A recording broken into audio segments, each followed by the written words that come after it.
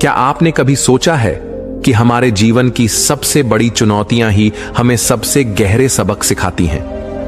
कभी कभी जब हम मुश्किल हालातों में फंस जाते हैं तो हमें लगता है कि हम अकेले हैं, कि हमारे सवालों का कोई जवाब नहीं है। लेकिन अगर हम सही नजरिए से देखें तो हर परिस्थिति हमें कुछ सिखाने आई होती है। आज मैं आपको एक ऐसी प्रेरणादायक कहानी सुनाने जा रहा हूं जो न सिर्फ आपके दिल को छू लेगी बल्कि आपके सोचने का नजरिया भी बदल देगी। यह कहानी सिर्फ एक साधारण कथा नहीं है, बल्कि यह जीवन के गहरे सत्य को उजागर करती है। तो चलिए आज हम बुद्ध की एक अनमोल कहानी के माध्यम से यह समझने की कोशिश करते हैं कि जीवन के सबसे कठिन सवालों का जवाब हमें कहां और कैसे मिलता है। तो आइए जीवन बदलने वाली कहानी शुरू करते हैं। दोस्तों, एक युवक ने अपने जीवन में सफलता प्राप्त करने का दृढ़ संकल्प कर लिया। बड़ी लगन और धैर्य के साथ उसने आश्रम से शिक्षा प्राप्त की। शिक्षा की समाप्ति के बाद उसने नौकरी खोजना प्रारंभ कर दिया ताकि पारिवारिक जिम्मेदारी का निर्वाह वह बहुत ही अच्छे तरीके से कर सके। इतनी अच्छी शिक्षा प्राप्त करने के बाद भी उसका यह दुर्भाग्य रहा कि उसे कहीं भी काम नहीं मिला। नौकरी की तलाश में वह जगह जगह भटकता रहा, खूब प्रयास किए, किंतु हर स्थान से उसे निराशा ही मिली। अच्छी बात यह थी कि युवक ने मात्र किताबी शिक्षा ग्रहण नहीं की थी, अपितु जीवन में कैसे धैर्य रखा जाए यह भी सीखा था। यही वजह रही कि वह हर परिस्थिति का सामना बड़े ही अच्छे तरीके से कर लेता। लेकिन कब तक यह करता, हर एक संघर्ष की सीमा होती है। दोस्तों, यह बात सत्य है कि जब तक सफलता नहीं मिलती है तब तक आपकी मदद करने कोई नहीं आता है। आप दर दर की ठोकरें खाते रहेंगे, पर कोई पूछने वाला नहीं रहेगा कि आप कैसे हैं, आप परेशान हैं कि नहीं हैं। यह कोई नहीं आपसे पूछेगा। यह जीवन की सच्चाई है। हां, लेकिन जब आप कामयाब बन जाएंगे, जब आपके पास पैसा रहेगा, तो 10 से 20 लोग आपके आगे पीछे घूमते रहेंगे। तो तमाम तरह के लोग आपसे रिश्ता भी रखना चाहेंगे। तब दूर के लोग भी आपसे कहेंगे कि आप उनके बहुत ही करीबी रिश्तेदार हैं। हर कोई आपसे एक झूठा रिश्ता लेकर जोड़ने लगेगा। ध्यान रहे, जो लोग आपके पैसे को, आपकी कामयाबी को देखकर आपसे जुड़ते हैं, वह कभी भी आपके अपने नहीं हो सकते। जो मुसीबत के समय में, जब आप निर्धन हैं, गरीब हैं, लाचार पड़े हुए हैं, उस वक्त कोई अगर आपको सहारा दे, उस वक्त कोई अगर आपके साथ खड़ा रहे, तो समझ लीजिए कि वही आपका सच्चा और अपना साथी है। और ऐसे लोग दुनिया में केवल 1% से भी कम होते हैं, जो आपकी गरीबी में, जो आपके कठिन वक्त में आपका साथ दें। लेकिन आप सबसे ज्यादा उन लोगों के लिए परेशान रहते हैं जो कभी आपके अपने हैं ही नहीं। वह युवक हार थक के परेशान होकर के एक रास्ते से गुजर रहा था। रास्ते में उसे से एक आश्रम दिखाई पड़ा। उस आश्रम के बाहर एक महात्मा अपने शिष्यों को ज्ञान का उपदेश दे रहे थे। वे सभी शिष्य उन बौद्ध महात्मा के उपदेशों को बड़े ही ध्यान और शांतिपूर्वक सुन रहे थे। वह युवक वहीं पर रुक गया। उसने सोचा कि ऐसा क्या यहां पर चल रहा है जो कि लोग बहुत ही शांतिपूर्वक उन महात्मा का उपदेश सुन रहे हैं। उस युवक के भी मन में जिज्ञासा जाग गई कि चलकर हम भी देखते हैं कि वहां पर क्या हो रहा है। और वह युवक भी धीरे धीरे कदमों से आगे बढ़ते हुए आश्रम की तरफ चल पड़ा। वह पास में ही एक आम के पेड़ के पास बैठ गया और महात्मा के द्वारा कही हुई बातों को ध्यान से सुनने लगा।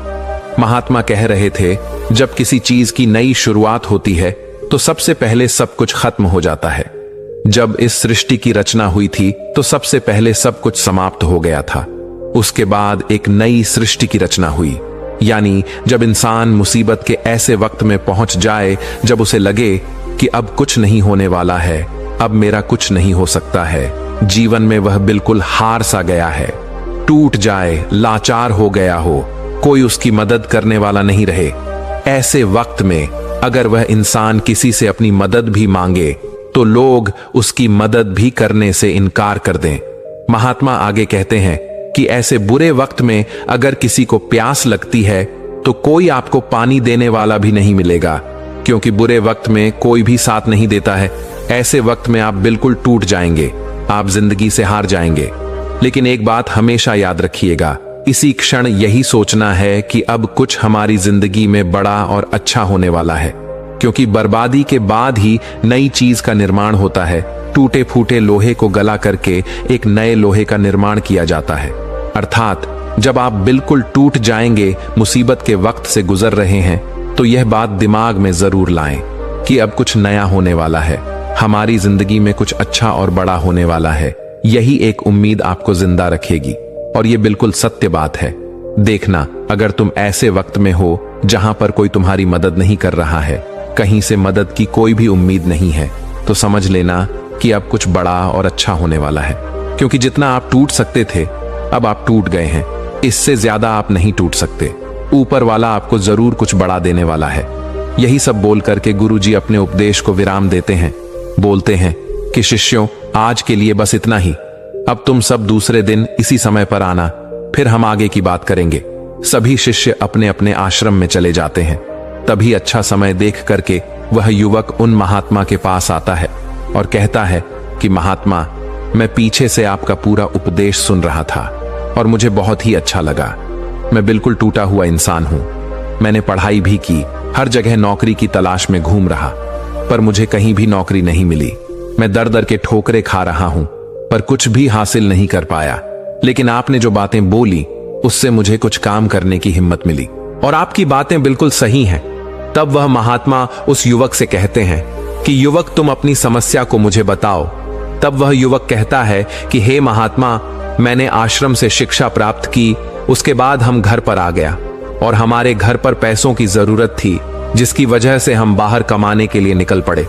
लेकिन मैं जहां पर भी नौकरी की तलाश में गया, मुझे वहां से नौकरी नहीं मिली, जिस वजह से मैं बहुत ही परेशान है।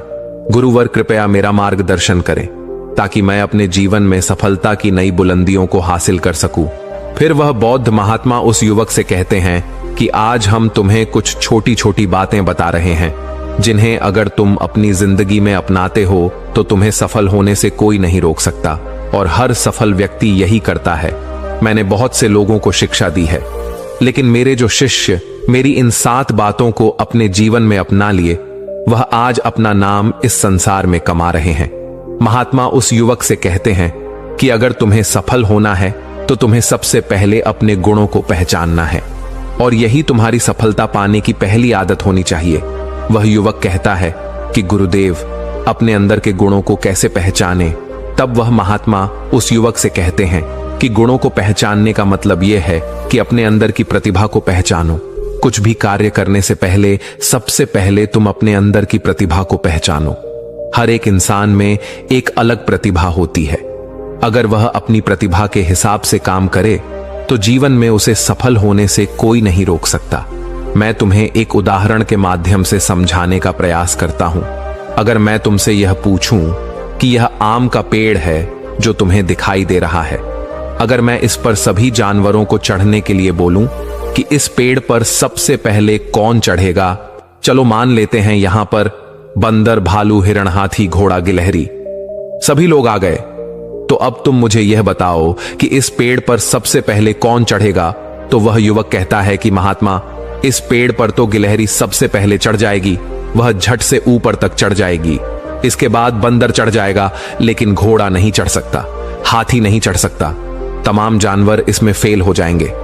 तब वह बौद्ध महात्मा कहते हैं कि तुमने बिल्कुल सही कहा। यही हाल हम सबकी भी जिंदगी में होता है। हम सबके भी अंदर एक अलग अलग प्रतिभा होती है, लेकिन हम उस प्रतिभा को पहचानने का प्रयास ही नहीं करते हैं।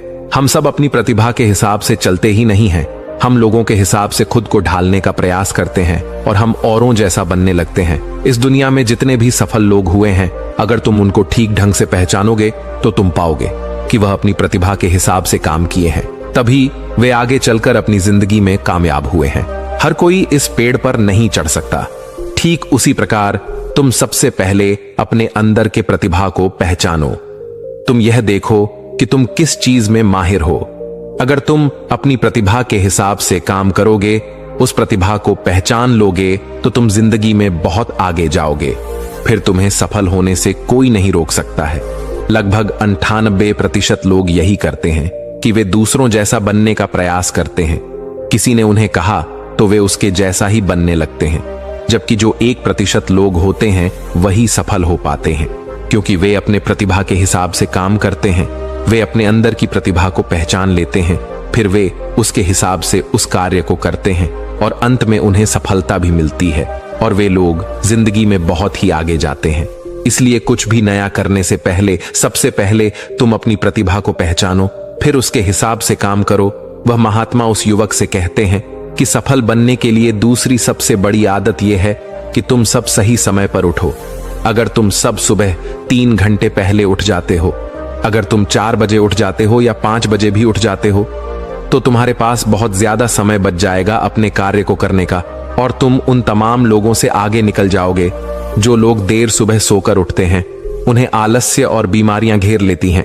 अगर तुम भी देर सुबह उठोगे तो तुम भी उन्हीं के जैसा बन जाओगे। इसीलिए अगर तुम्हें लाखों की भीड़ से आगे आना है तो तुम्हें सुबह जल्दी उठना होगा। जो व्यक्ति सुबह सही समय पर जल्दी उठ जाते हैं उन्हें पूरे दिन को कार्य करने का ज्यादा समय मिल जाता है। तुम सुबह उठो, सबसे पहले अपने पूरे दिन की रूपरेखा तैयार करो कि कब मुझे क्या काम करना है, कब कौन सा काम करना है, कितने बजे क्या करना है। सबसे पहले तुम उस कार्य को करो, फिर उसके हिसाब से पूरे दिन का कार्य करो। इससे क्या होगा कि तुम्हारे पास समय बच जाएगा और तुम अपने कार्य को बहुत ही अच्छे तरीके से कर पाओगे। जो लोग यह कार्य नहीं करते हैं वह जब अपना कुछ कार्य पूरा कर लेते हैं, खाली बैठ जाते हैं, तो वह यह सोचते हैं कि अब उन्हें क्या करना चाहिए। इससे उनका समय बर्बाद होता है और जो भी व्यक्ति अपना समय बर्बाद करता है वह अपनी जिंदगी में कभी भी आगे नहीं बढ़ पाएगा। इसलिए सुबह उठकर के सबसे पहले अपनी एक रूपरेखा तैयार करो कि हमें दिन में क्या काम करना है और क्या नहीं करना है, फिर उसके हिसाब से तुम कार्य करो। महात्मा उस युवक से कहते हैं कि अगर तुम्हें अपनी जिंदगी में सफल होना है तो मैं तुम्हें तीसरी आदत बता रहा हूं जिसे तुम जरूर अपनाना। वह यह है कि अपनी विचार शक्ति का उपयोग करो। जो भी तुम अपनी जिंदगी में पाना चाहते हो उसे तुम सुबह उठ करके एक बार जरूर सोचो। तुम यह अनुभव करो कि वह चीज तुम्हें मिल रही है। भले ही वह चीज तुम्हें मिली ना हो, लेकिन तुम उसके बारे में सोचना शुरू करो और इतना सच्चाई के साथ सोचो कि ऐसा लगे कि तुम्हें वह चीज मिल रही है। उस चीज को पाने का अभ्यास करो और यह काम तुम्हें सुबह उठ करके ही करना है और जब रात को तुम सोने जाते हो तब भी तुम्हें यह करना है। धीरे धीरे वह चीज तुम्हारी तरफ आकर्षित होने लगेगी। इसे ही आकर्षण का नियम कहते हैं। व्यक्ति को जो भी चीज अपनी जिंदगी में पाना है उसे उसके बारे में बहुत ही सच्चाई और गहराई के साथ आभास करना है कि उसे वह चीज मिल रही है। फिर क्या होगा कि यह प्रकृति, यह ब्रह्मांड खुद तुम्हारे लिए वह चीज भेजेगा, क्योंकि वह चीज तुम्हारी तरफ आकर्षित होने लगेगी। इसे ही आकर्षण का नियम कहते हैं। तो तुम्हें इस आकर्षण के नियम का पालन करना है। अगर तुम इसका सही से अभ्यास करते हो तो धीरे धीरे तुम जो भी चीज पाना चाहते हो वह चीज तुम्हें मिलने लगेगी। महात्मा उस युवक से कहते हैं कि सफल बनने के लिए चौथी आदत है जो तुम्हें मैं बता रहा हूं, वह यह है कि सकारात्मक सोच के साथ आगे बढ़ो। महात्मा युवक से कहते हैं कि जिंदगी में अगर तुम्हें कामयाबी पानी है, तुम्हें सफल होना है, तो अपनी सोच को सकारात्मक करो, क्योंकि सकारात्मक सोच से ही एक अच्छी बुद्धि का विकास होता है। सकारात्मक सोच से ही तुम कुछ अच्छा और बड़ा सोच पाओगे। जब कोई व्यक्ति नकारात्मक सोचता है या किसी दूसरे के बारे में सोचता है तो वह अपने कार्य को ठीक ढंग से समझ नहीं पाएगा और अपने कार्य पर ध्यान भी नहीं दे पाएगा, क्योंकि उसका दिमाग तो किसी और चीज में लगा हुआ है और वह यह काम सही तरीके से नहीं कर पाएगा। इसलिए तुम किसी के बारे में बुरा ना सोचो, भले ही वह तुम्हारा दुश्मन ही क्यों ना हो। इससे क्या क्या होगा कि तुम्हारा अपने कार्य पर से ध्यान हटने लगेगा, और जब तुम्हारा अपने कार्य पर से ध्यान हटने लगेगा तो तुम धीरे धीरे असफल होते जाओगे। इसलिए अगर जीवन में सफल होना है तो तुम सकारात्मक सोच के साथ आगे बढ़ो। तुम इन सब की फालतू की बातें सोचने में अपना समय व्यर्थ मत करना कि कौन तुम्हें गिराने की कोशिश कर रहा है, कौन तुम्हारे प्रति अच्छा है, कौन बुरा है। यह सब सोचने का समय नहीं है। बस तुम्हें अपने कार्य को अच्छे तरीके से आगे करते जाना है। देखना, जो तुम्हारे आलोचक होंगे, जो तुम्हें नीचा गिराने की कोशिश करेंगे, धीरे धीरे वह सब तुम्हारे रास्ते से हट जाएंगे, क्योंकि जिस भी व्यक्ति के मन में नकारात्मक बातें होती हैं, जो भी व्यक्ति किसी को गिराने की कोशिश करता है, वह कभी भी अपनी जिंदगी में आगे नहीं बढ़ सकता। इसलिए अगर तुम्हें सफल होना है तो तुम एक सकारात्मक सोच के साथ आगे बढ़ो, क्योंकि सकारात्मक सोच से ही तुम्हें आगे सफलता मिलने वाली है। और तुम्हारे जीवन में जो नकारात्मक लोग हैं, जो नकारात्मक बातें करते हैं, तुम उनसे दूरियां बना लेना। महात्मा 5वीं बात बताते हुए कहते हैं कि युवक, अगर तुम्हें अपनी जिंदगी में सफल होना है तो अपने राज्य किसी को मत बताओ। अगर तुम जो भी काम करना चाहते हो तो यह राज्य किसी को भी मत बताना, क्योंकि अगर तुम अपने राज्य किसी को बता दोगे तो तमाम लोगों को पता चल जाएगा कि तुम क्या करने वाले हो। और अभी तो तुम अपने कार्य की शुरुआत ही नहीं की हो, लेकिन तमाम लोग आपको गिराने की कोशिश करने लगेंगे, तो इससे तुम्हारा कार्य भी सही तरीके से सही समय पर पूरा नहीं हो पाएगा और तुम परेशान होते जाओगे। इसलिए अगर तुम्हें अपने जीवन में कुछ करना है, कुछ पाना चाहते हो, तो तुम्हें बिल्कुल शांतिपूर्वक अपने कार्य को करना है। ढिढोरा नहीं पीटना है, किसी को भी मत बताओ कि तुम आगे क्या करने जा रहे हो। इस बात का तुम खास ध्यान रखना। महात्मा युवक को सफल होने के लिए 6ठी बात कहते हैं कि कड़ी मेहनत और लगन के साथ काम करो। वह महात्मा कहते हैं कि कोई भी इंसान अगर सफल होता है तो वह अपनी कड़ी मेहनत से सफलता प्राप्त करता है। जितने भी कामयाब लोग होते हैं उन्होंने बहुत कड़ी मेहनत की है। कड़ी मेहनत सही जगह पर करनी चाहिए। ये नहीं कि तुम बस बहुत कड़ी मेहनत करते जा रहे हो लेकिन सही दिशा में नहीं कार्य को कर रहे हो, तो कड़ी मेहनत के साथ साथ सही दिशा बहुत जरूरी होती है। अगर तुम सही दिशा में कड़ी मेहनत करते हो तो तुम उस काम में कामयाब जरूर हो जाओगे, तुम्हें जरूर कामयाबी मिलेगी। इसलिए कोई भी काम हो, कितना भी बड़ा क्यों ना हो, सबसे पहले यह पता लगाओ कि इस काम को बहुत ही अच्छे तरीके से कैसे किया जा सकता है। अगर आपको यह पता चल जाए कि इस काम को अच्छे तरीके से कैसे किया जा सकता है, पूरी जी जान लगा दो सफलता को प्राप्त करने के लिए।